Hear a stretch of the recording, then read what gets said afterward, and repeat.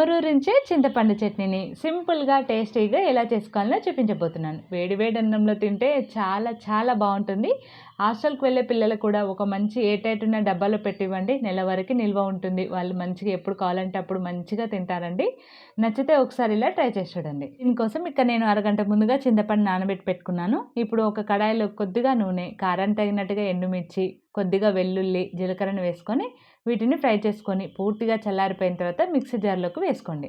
అందులోకే రుచికి తగినంతగా ఉప్పు వేసుకొని ముందుగా అది మెత్తగా మిక్సీ పట్టుకున్న తర్వాత నానబెట్టుకున్న చింతపండు, కొద్దిగా నీళ్ళను వేసుకొని మెత్తగా మిక్సీ పట్టుకోవాలి.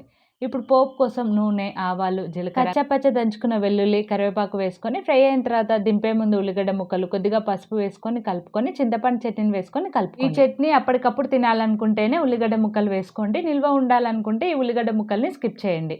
ఆయిల్ పైకి తేలేంత వరకు ఈ విధంగా కలుపుకుంటూ చేసుకున్నారంటే చింతపండు చట్నీ రెడీ.